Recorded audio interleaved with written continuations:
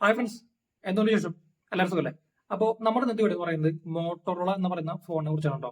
ഒരുപാട് പേര് കമന്റ് ആയിട്ടും മെസ്സേജ് ആയിട്ടും വാട്സപ്പിലും ഇൻസ്റ്റാഗ്രാമിലും അതുപോലെ തന്നെ നേരിട്ടും നമ്മുടെ ഷോപ്പിലെ കസ്റ്റമേഴ്സ് ആയിട്ടും ഒക്കെ ചോദിക്കുന്ന ഒരു ചോദ്യമാണ്: മോട്ടോറോള ഫോൺസ് എങ്ങനെയുണ്ട്, വാങ്ങിച്ചു കഴിഞ്ഞാൽ പണിയാകുമോ, നല്ലതാണോ, വാല്യൂ ഫോർ മണി ആണോ, കുറെ നാൾ ഉപയോഗിക്കാൻ പറ്റുമോ, ഡ്യൂറബിലിറ്റി ഉണ്ടോ, സോഫ്റ്റ്വെയർ എങ്ങനെയുണ്ട്, ക്യാമറ എങ്ങനെയുണ്ട്, വാങ്ങിച്ചു കഴിഞ്ഞാൽ അടിച്ചു പോകുമോ, ഗ്രീൻ ലൈൻ വരുമോ, അങ്ങനെ ഒരുപാട് സംശയങ്ങൾ മോട്ടോറോള ഫോൺസ് ഉപയോഗിക്കുന്നവർക്കുണ്ട്, വാങ്ങിക്കാൻ പോകുന്നവർക്കുണ്ട്. അപ്പൊ ഒരു മൊബൈൽ ഫോൺ ടെക്നീഷ്യൻ, ഒരു നന്നാക്കി റിപ്പയർ ചെയ്യുന്ന ഒരാളെന്ന നിലയ്ക്ക് എന്റെ ഒരു അഭിപ്രായമാണ് പറയുന്നത്. എന്റെ അഭിപ്രായം എന്ന് പറഞ്ഞാൽ എനിക്ക് ഒരുപാട് കസ്റ്റമേഴ്സിന്റെ കസ്റ്റമർ ഫീഡ്ബാക്ക് എനിക്ക് കിട്ടാറുണ്ട്. കാരണം എന്റെ ഒരു എന്റെ വീടിക്ക് താഴെയും എന്റെ കോൺടാക്ട് നമ്പറിലുകൊണ്ട് തന്നെ കസ്റ്റമേഴ്സ് നേരിട്ട് മെസ്സേജ് അയച്ചിട്ട് നല്ല കാര്യങ്ങളും മോശം കാര്യങ്ങളും ഒക്കെ പറയാറുണ്ട്. ഇപ്പൊ ഷോപ്പിനകത്തും വരുന്ന കസ്റ്റമേഴ്സ്, പിന്നെ ഇപ്പൊ ചുറ്റുപാട് നോക്കിയാൽ ഒരുപാട് പേര് കയ്യിൽ മോട്ടോ ഫോൺസ് ഉപയോഗിക്കുന്നുണ്ട്. 2 വർഷം മുൻപ് വരുന്ന മോട്ടോയുടെ ഫോൺസ് അധികം നമ്മുടെ നാട്ടിൽ കണ്ടിട്ടില്ല. എന്നാൽ ഇപ്പോ യൂത്തിന്റെ കയ്യിൽ മാത്രമല്ല, ഒരുവിധം എല്ലാ തരത്തിലുള്ള ഏജ് കാറ്റഗറിയിലുള്ള എല്ലാവരുടെ കയ്യിലും മോട്ടോ ഫോൺസ് ഉപയോഗിക്കുന്നുണ്ട്. അപ്പൊ ഒരുപാട് ഫോൺസ് ഇറങ്ങിയിട്ടുണ്ട്, ജനകീയമായിട്ടുള്ള ഒരു ബ്രാൻഡായിട്ട് മാറിയിട്ടുണ്ട് മോട്ടോള. അപ്പൊ അതുകൊണ്ട് തന്നെ ഒരുപാട് കസ്റ്റമേഴ്സിന് ഫീഡ്ബാക്ക് നമുക്ക് കിട്ടാറുണ്ട്. അപ്പൊ നമ്മുടെ ഷോപ്പിൽ തന്നെ ഒരു ഫോൺ കൊണ്ടുവന്ന് റിപ്പയറിംഗ് വരുമ്പോഴായാലും അല്ലെങ്കിൽ എന്തെങ്കിലും ആക്സറീസ് വാങ്ങിക്കാനൊക്കെ ആയിട്ട് വരുമ്പോഴായാലും നമ്മൾ ചോദിക്കും ഫോൺ എങ്ങനെയുണ്ട്, അഭിപ്രായം ചോദിക്കുമ്പോൾ അങ്ങനെ പലരും പല അഭിപ്രായം പറയാറുണ്ട്. അപ്പൊ അതിൽ നിന്ന് എന്റെ ഒരു അഭിപ്രായമാണ് പറയുന്നത്. മോട്ടോ ഫോൺസ് നല്ലതാണോ, എടുത്തു കഴിഞ്ഞ് പണിയാവോ എന്നുള്ളതിനെ കുറിച്ചുള്ള ചെറിയൊരു 2 മിനിറ്റ് താഴെയുള്ള വീഡിയോ ആണ് പറയുന്നത്. അപ്പോൾ ഈ മോട്ടോ എന്ന് പറഞ്ഞ ബ്രാൻഡ്, അതായത് ലെനോവോയുടെ അണ്ടറിലാണ് വരുന്നത്. മോട്ടോ എന്ന് പറയുന്ന ബ്രാൻഡിന് ഒരുപാട് നല്ല വശങ്ങളുണ്ട്, മോശം വശങ്ങളുണ്ട്. എന്നാലും മോട്ടോ ഫോൺസ് നല്ല രീതിയിൽ വിറ്റ് പോകുന്നുണ്ട് നമ്മുടെ നാട്ടിൽ. അത് അവരുടെ നല്ലൊരു വിജയം തന്നെയാണ് കേട്ടോ. പിന്നെ യൂട്യൂബിനകത്തായാലും നമ്മൾ റിവ്യൂ നോക്കുമ്പോൾ മിക്ക ഒരു 90% റിവ്യൂസും നല്ലതായിരിക്കും.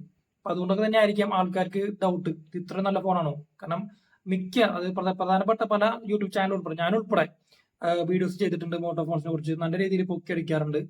നെഗറ്റീവ് റിവ്യൂസ് അങ്ങനെ പറയാറില്ല. നെഗറ്റീവ് മോട്ടോ ഫോൺസ് പൊതുവെ ഞാൻ നല്ല ഒരുവിധം ഒരു യൂട്യൂബേഴ്സും അങ്ങനെ മോട്ടോറോള ഫോണിനെ കുറിച്ച് നെഗറ്റീവ് പറയാറില്ല. നമ്മുടെ ചാനലിൽ ഉൾപ്പെടെ ഒരുപാട് അൺബോക്സിംഗ് റിവ്യൂവും അതുപോലെ അഭിപ്രായങ്ങളൊക്കെ പറഞ്ഞിട്ടുണ്ട്. അപ്പോൾ നമുക്ക് എന്തായാലും മോട്ടോറോള ഫോണിന്റെ നല്ല വശങ്ങൾ പറയാം, എന്നിട്ട് നമുക്ക് മോശം വശങ്ങൾ പറയാം, എന്നിട്ട് നമുക്ക് തീരുമാനിക്കാം. അപ്പൊ ആദ്യമായിട്ട് പറയാനുള്ളത്, നല്ല വശം പറയുകയാണെങ്കിൽ ഒന്ന് വാല്യൂ ഫോർ മണിയാണ്. കാരണം ആ ഒരു പ്രൈസ് റേഞ്ചിനകത്ത് നമുക്ക് കിട്ടുന്ന ഏതൊരു ഫോണായാലും, മോട്ടോറോളയ്ക്ക് ഒരു 6000 രൂപ മുതൽ ഫോൺസ് ഉണ്ട്. 6000 രൂപ മുതൽ ഒരുപാട് 50,000 60,000 രൂപയ്ക്ക് ഫോൺ ഉണ്ട്. അപ്പോൾ ഏത് പ്രൈസ് കാറ്റഗറി ആയാലും ആ പ്രൈസ് കാറ്റഗറിയിൽ ഏറ്റവും നല്ല value for money phone Motorola ആയിരിക്കും. മോട്ടോറോള, പോക്കോ, അങ്ങനെ കുറച്ച് ബ്രാൻഡ് ഉണ്ട്. അത് നല്ല വാല്യൂ ഫോർ മണി, ഒരുപാട് ഫീച്ചേഴ്സ് ഉണ്ടായിരിക്കും.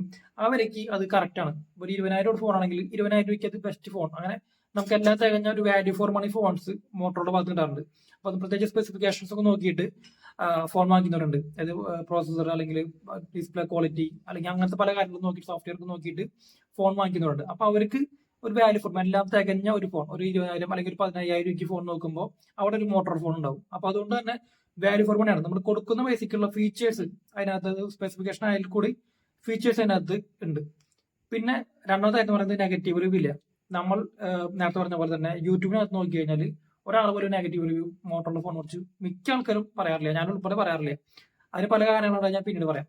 അപ്പോൾ നെഗറ്റീവ് റിവ്യൂ ഇല്ലാത്തതുകൊണ്ട് തന്നെ നമ്മൾ ഫോൺ വാങ്ങിച്ചു നമ്മൾ അതിന്റെ റിവ്യൂ നോക്കുമ്പോൾ മിക്ക ഫോണുകൾക്കും നല്ല റിവ്യൂസ് ഉണ്ടായിരിക്കുക. അപ്പോൾ നമുക്കൊരു സമാധാനം ഉണ്ടാവും, കാണുമ്പോൾ ഒരു സന്തോഷം ഉണ്ടായിരിക്കും. അപ്പോൾ അതും നല്ലൊരു കാര്യമാണ്. പിന്നുള്ളത് ഡിസ്പ്ലേ നല്ല ക്വാളിറ്റിയാണ്. മോട്ടോറിന്റെ ഫോൺസ് ഡിസ്പ്ലേ അവരുണ്ടാകുന്ന നല്ല മറ്റു പല ബ്രാൻഡുകളിൽ നിന്ന് വാങ്ങിക്കുന്നുണ്ടെന്നാൽ കൂടി മോട്ടോറിന്റെ ഫോണുകളുടെ ഡിസ്പ്ലേ അത് ഏത് പ്രൈസ് കാറ്റഗറിയിലുണ്ടോ, അപ്പൊ നമ്മൾ 7,000 10,000 രൂപയുടെ ഫോണായാലും ഉൾപ്പെടെ ഡിസ്പ്ലേ അത്യാവശ്യം നല്ല ക്വാളിറ്റിയാണ്. വൈറ്റ് കളറും എല്ലാതും നല്ല ക്വാളിറ്റി തോന്നാറുണ്ട്. ആമോൾഡ് ഡിസ്പ്ലേയിലായാലും എഡ്ജ് ഡിസ്പ്ലേയിലായാലും ഒക്കെ അത്യാവശ്യം നല്ല ക്വാളിറ്റി ഡിസ്പ്ലേ കിട്ടുന്നുണ്ട്. കാരണം ഇത് പറയാൻ കാരണം പല ബ്രാൻഡുകൾക്കും ഡിസ്പ്ലേ ഡള്ളായിട്ട് അല്ലെങ്കിൽ അത്ര ക്വാളിറ്റി ഇല്ലാത്ത ഡിസ്പ്ലേ വരുന്നുണ്ട്. എന്നാൽ കൂടി മോട്ടോറിന്റെ ഡിസ്പ്ലേസ് ഞാൻ നോക്കുമ്പോൾ എനിക്ക് പൊതുവെ നല്ല ക്വാളിറ്റി ഡിസ്പ്ലേ തോന്നിയിട്ടുണ്ട്. അത് എല്ലാ കാറ്റഗറിയിലും ഉണ്ടോ, ബെഡ് ഡിസ്പ്ലേ ആയാലും LED ആയാലും ഫ്ലാറ്റ് ആയാലും ഇപ്പൊ ഏറ്റവും വില കുറഞ്ഞ LCD ഡിസ്പ്ലേ ഉൾപ്പെടെ നല്ല ക്വാളിറ്റി ഡിസ്പ്ലേസ് എനിക്ക് തോന്നിയിട്ടുണ്ട്. പിന്നെ സോഫ്റ്റ്വെയർ ഒരു അഡ്വർടൈസ്മെന്റ് ഇല്ലാന്നൊക്കെ പറയുന്നുണ്ട്. എന്നാൽ കൂടി പല ഫോണുകൾക്കകത്തും അത് പ്രൈസ് കുറഞ്ഞ ഫോണിനകത്തൊക്കെ പരസ്യങ്ങളൊക്കെ വരുന്നുണ്ട്. എന്നാൽ കൂടി മറ്റ് കമ്പനികൾ വെച്ച് നോക്കുമ്പോൾ, ഇപ്പൊ റിയൽമിയോ അല്ലെങ്കിൽ ഷവോമിയുടെ ഫോണുകളൊക്കെ വെച്ച് നോക്കുമ്പോൾ പരസ്യങ്ങൾ കുറവാണ്, വളരെ കുറവാണ്. പിന്നെ അനാവശ്യമായ അധികം ആപ്ലിക്കേഷൻസ് ഒന്നും അധികം കുത്തിക്കയറ്റി വെച്ചിട്ടില്ല. ഒരു സ്റ്റോക്ക് ആൻഡ്രോയിഡ് പോലത്തെ ഒരു സോഫ്റ്റ്വെയർ ഉപയോഗമാണ്. അപ്പൊ അതുകൊണ്ട് തന്നെ വളരെ സിമ്പിൾ ആയിട്ട് ഉപയോഗിക്കാം. നമ്മൾ അധികം ഫോണിന്റെ ഉള്ളിലേക്ക് പോകാത്ത ആൾക്കാരൊക്കെ ആണെന്നുണ്ടെങ്കിൽ വളരെ സിമ്പിൾ ആയിട്ട് നമുക്ക് കൈകാര്യം പറ്റിയ ഒരു സോഫ്റ്റ്വെയർ ആണ് ഈ മോട്ടോറോള ഫോണുകൾക്ക് വരുന്നത്. പ്രത്യേകിച്ച് കുറച്ച് വയസ്സായ ആൾക്കാർ, ഇപ്പൊ നമ്മുടെ വീട്ടിലുള്ള വയസ്സായ അമ്മയ്ക്കോ അച്ഛനോ ഒക്കെ ഫോൺ വാങ്ങിച്ചു കൊടുക്കുമ്പോൾ ഒരു 10,000 12,000 രൂപ പ്രൈസ് കഴിഞ്ഞകത്ത് ഫോൺ വാങ്ങിച്ചു കൊടുക്കുന്ന സമയത്ത് സിമ്പിൾ ആയിട്ടുള്ള സോഫ്റ്റ്വെയർ ആയിരിക്കും മോട്ടോർ ഫോൺസ് ഉണ്ടായിരിക്കാം. അപ്പൊ അതുകൊണ്ട് തന്നെ നമുക്ക് എന്താ പറയാ, അധികമാണ്. ഇപ്പൊ സാംസങ്ങിന്റെ ഫോണൊക്കെ വാങ്ങിച്ചു കൊടുക്കുന്നതിന്റെ മെയിൻ കാരണം സാംസങ് ഉപയോഗിക്കാൻ വളരെ സിമ്പിൾ ആണ്. വലിയ കോംപ്ലിക്കേഷൻസ് ഒന്നും ഇല്ല. അവരെ ലെറ്റേഴ്സ് ആയാലും ഒക്കെ അല്ലെങ്കിൽ അതിനകത്ത് ഉപയോഗിക്കുന്ന ഭാഷ, ലാംഗ്വേജ് ഉൾപ്പെടെ എല്ലാതും വളരെ സിമ്പിൾ ആയതുകൊണ്ടാണ് സാംസങ്ങിന്റെ ഫോൺസ് കൂടുതൽ ആൾക്കാരും പ്രിഫർ ചെയ്യുന്നത്. പക്ഷെ അതുപോലെ തന്നെ ഈ സോഫ്റ്റ്വെയറിന്റെ ഭാഗത്ത് അത്യാവശ്യം നല്ലൊരു കുറച്ച് കുഴപ്പമില്ലാത്ത ഒരു സോഫ്റ്റ്വെയർ മോട്ടോറുടെ ഭാഗത്ത് കിട്ടുന്നുണ്ട്. പിന്നുള്ളത് ബ്രാൻഡ് വാല്യൂ. ഈ മോട്ടോറോള എന്ന് പറയുന്നത് ഒരു വലിയ ബ്രാൻഡ് തന്നെയാണ്. സംഭവത്തിൽ ലെനോവോയുടെ അണ്ടറിൽ വരുന്നതാണെങ്കിൽ കൂടി പണ്ട് തൊട്ടുള്ള ഒരു ബ്രാൻഡാണ് മോട്ടോറോള എന്ന് പറയുന്നത്. അപ്പൊ കുറച്ച് പ്രായമായ ആൾക്കാർക്ക് അറിയാം, പണ്ട് നോക്കിയ മോട്ടോറോള എന്ന് പറയുന്ന പോലെ അത്രയ്ക്കും ഒരു വലിയ ബ്രാൻഡ് വാല്യൂ എന്ന് പറഞ്ഞ സാധനം മോട്ടോറോളയ്ക്ക് ഉണ്ട്. അതുകൊണ്ട് തന്നെയാണ് തിരിച്ചു വരവിൽ, രണ്ടാമത്തെ വരവിൽ മോട്ടോറോള ഫോൺ ഇത്രയധികം വിജയിച്ചത്. നോക്കിയയുടെ ഫോൺ പറ്റിയത് നോക്കിയയുടെ മാർക്കറ്റിങ്ങും ആകെ കൊളായി പോയി. നോക്കിയയുടെ നല്ല ഫോൺ ഇറങ്ങിയിരുന്നു, പക്ഷെ നോക്കിയ പിടിച്ചു നിൽക്കാൻ പറ്റാത്തത് ഒരു മാർക്കറ്റിംഗ് പറയുന്ന പോലെ ഈ യൂട്യൂബ് റിവ്യൂ അങ്ങനത്തെ കാര്യങ്ങളൊക്കെ ചെയ്തതിൽ പറ്റിയ പാളിച്ചുകൊണ്ടൊക്കെ ആയിരിക്കാം തിരിച്ചുവരവിൽ നോക്കിയ ആകെ ഇല്ലാണ്ടായി പോയത്. പക്ഷെ മോട്ടോറോള നല്ല രീതിയിൽ മാർക്കറ്റിംഗ് ചെയ്യാൻ പഠിച്ചുകൊണ്ട് തന്നെ ആ ഒരു ബ്രാൻഡ് വാല്യൂ എന്ന് പറഞ്ഞ സംഭവം ഉണ്ടല്ലോ. ഒരു പുതിയൊരു ബ്രാൻഡ് ഇങ്ങനെ ഒരു ഫോൺ ഇറക്കി കഴിഞ്ഞാൽ വിജയിക്കില്ല. പക്ഷെ മോട്ടോറോള എന്ന് പറഞ്ഞ ഒരു ബ്രാൻഡിന് ഇപ്പോഴും വാല്യൂ ഉണ്ട്. അപ്പൊ ആ ഒരു ബ്രാൻഡ് വാല്യൂ, ഇപ്പൊ നിങ്ങൾ ഒരു മോട്ടോറിന്റെ ഫോൺസ് കൊണ്ട് അവിടെ പോയാലും ആ ഒരു ബ്രാൻഡ് വാല്യൂ നമുക്ക് കിട്ടും. ഇപ്പൊ എൽ ജിയുടെ ഫോണൊക്കെ ഉപയോഗിച്ചിരുന്നവർക്ക് അറിയാം, അതിന് ഒരു സ്റ്റാൻഡേർഡ് ആയിട്ടുള്ള ഒരു ബ്രാൻഡ് വാല്യൂ ഉണ്ട്. ആ ഒരു സംഭവം മോട്ടോറോളയ്ക്ക് ഉണ്ട്. അപ്പൊ അങ്ങനെ ഒരുപാട് പ്രത്യേകതകൾ ഉള്ള ഒരു ബ്രാൻഡാണ് മോട്ടോറോള എന്ന് പറയുന്നത്. അപ്പൊ അങ്ങനെയൊക്കെ നോക്കുന്നവർക്ക് മോട്ടോ ഫോൺസ് വളരെ നല്ലൊരു ഫോണായിട്ട് തോന്നും. ഇനി നെഗറ്റീവ് പറയും. നെഗറ്റീവ് ഒരുപാടുണ്ട്. അത് നിങ്ങൾ ഉപയോഗിക്കുന്നവരാണ് നിങ്ങൾക്ക് പ്രത്യേകിച്ച് മനസ്സിലാവും. ഒന്നാമത്തെ കാര്യം, ഡ്യൂറബിലിറ്റി വളരെ കുറവാണ്. പെട്ടെന്ന് കംപ്ലൈന്റ് വരുന്നുണ്ട്. അതായത് ഉള്ളിലത്തെ മദർ ബോർഡ് ഇഷ്യൂസ് അങ്ങനെയല്ല കേട്ടോ, അങ്ങനത്തെ കംപ്ലൈന്റ്സ് വളരെ കുറവ് മോട്ടോറോളയ്ക്ക്. അടിച്ചു പോവുക, അല്ലെങ്കിൽ നെറ്റ്വർക്ക് ഐ സി, അല്ലെങ്കിൽ ചാർജിങ് ഐ സി, അങ്ങനെ ഐ സി ചിപ്പ് ലെവൽ വർക്കുകളൊക്കെ മോട്ടോറോള ഫോൺസിന് കുറവാണ്, കമ്പാരിറ്റീവ്ലി കുറവാണ്. പക്ഷെ നിലത്ത് വേണ വേഗം പൊട്ടും, ഡ്യൂറബിലിറ്റി കുറവാണ്, ഡിസ്പ്ലേ വേഗം പൊട്ടും. പ്രത്യേകിച്ച് എഡ്ജ് ഫോൺ ഡിസ്പ്ലേസ്. ഇപ്പൊ നിങ്ങൾ എഡ്ജ് ഫോൺ ഉപയോഗിക്കുന്നവരൊക്കെ ആണെന്നുണ്ടെങ്കിൽ, അല്ലെങ്കിൽ ഫ്രണ്ട്സ് ഉപയോഗിക്കുന്നുണ്ടെങ്കിൽ നോക്കാം, ഏതെങ്കിലും കോർണറിൽ ഇപ്പോഴും ഒരു പൊട്ടലുണ്ടാവും. ചെറിയൊരു വീഴ്ച വന്നു കഴിഞ്ഞാൽ പൊട്ടുന്ന ഒരു പ്രശ്നമുണ്ട്. അത് അവർ എത്ര ഡസ്റ്റ് പ്രൂഫ് ആണ് അല്ലെങ്കിൽ വാട്ടർ പ്രൂഫ് ആണ് എന്തൊക്കെ പറഞ്ഞാലും എന്താ പറയാ, കംപ്ലൈന്റ് കൂടുന്നുണ്ട്. അതായത് ഡിസ്പ്ലേ പൊട്ടുക, അങ്ങനത്തെ പ്രശ്നങ്ങൾ ഇഷ്ടംപോലെ വരുന്നുണ്ട്. അപ്പൊ ഫോണിനകത്ത് അത്രയും ഒരു ബിൽഡ് ക്വാളിറ്റി ഉള്ള ഫോണായിട്ട് എനിക്ക് തോന്നുന്നില്ല. പല ആൾക്കാരും വാങ്ങിച്ച ഒരാഴ്ച മണിക്ക് പൊട്ടിച്ചോണ്ടിരുന്ന ആൾക്കാരുണ്ട്. അത് പൊട്ടിട്ട് വീണിട്ടാണ് പൊട്ടുന്നത്, എന്നാൽ കൂടി അങ്ങനെ പൊട്ടാൻ പാടില്ലല്ലോ. അത് ചെറിയൊരു വീഴ്ചയ്ക്കൊക്കെ പൊട്ടുന്നത് കംപ്ലൈന്റ് ആണ്. ക്യാമറാസ് വേഗം പൊട്ടും, ബാക്ക് പാനലിന്റെ ആ ഒരു തൊലി ചീന്തി പോണ പോലെ ബാക്ക് പാനൽ അതിനകത്ത് ഫിനിഷ് ഒക്കെ ചീന്തി പോകും. അങ്ങനത്തെ ഒരുപാട് പ്രശ്നങ്ങൾ മോട്ടോ ഫോൺസിന്റെ ഡ്യൂറബിലിറ്റി, അവരുടെ ബിൽഡ് ക്വാളിറ്റി കുറവായിട്ട് തോന്നിയിട്ടുണ്ട്. പിന്നെ ഉള്ളത് മെയിനായിട്ട് ഏറ്റവും പ്രധാന പ്രശ്നം എന്ന് പറയുന്നത് സർവീസ് ഇഷ്യൂ ആണ്. അത് ഗംഭീര ഒരു ഇഷ്യൂ തന്നെയാണ്. കാരണം ഗ്രീൻ ലൈൻ വരുന്ന ഒരു ഇഷ്യൂ ഉണ്ട്. അതൊന്നും ഈ കമ്പനിക്കാരെ കയ്യിൽ നിൽക്കുന്ന കാര്യമില്ല, ഓട്ടോമാറ്റിക്കായിട്ട് വരുന്നുണ്ട്. അപ്ഡേറ്റ് കൂടെ വരുന്ന പ്രശ്നങ്ങളാണ് ഗ്രീൻ ലൈൻ ഇഷ്യൂ ഒക്കെ വരുന്നത്. പക്ഷെ ഈ ഇതിനൊരു സൊല്യൂഷൻ, പരിഹാരം വേണ്ടേ?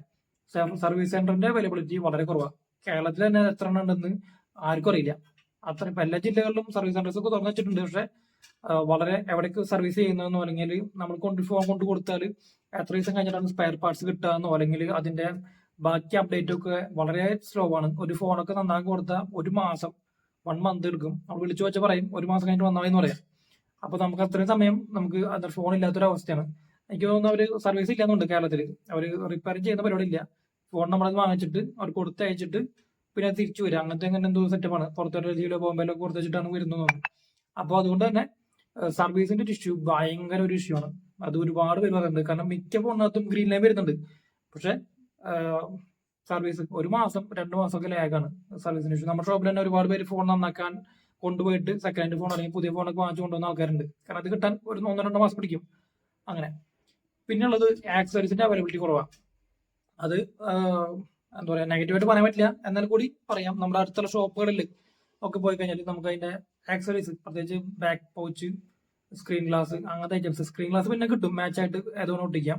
പക്ഷെ ബാക്ക് കവർ, അങ്ങനത്തെ ഐറ്റംസ്, സ്പെഷ്യൽ ആയിട്ടുള്ള പല ആക്സസറീസും നമുക്ക് മോട്ടോറോള ഫോണുകൾക്ക് ഇത് കിട്ടാൻ, അതായത് ഈ ഓപ്പോ, വിവോ, റിയൽമി, റെഡ്മി ഫോണുകൾ കിട്ടുന്ന പോലെ അത്രയ്ക്കും ഒരു സ്പീഡിൽ നമുക്ക് ആക്സസറീസ് കിട്ടാനായിട്ട് കുറച്ച് അവൈലബിലിറ്റി കുറവാണ്.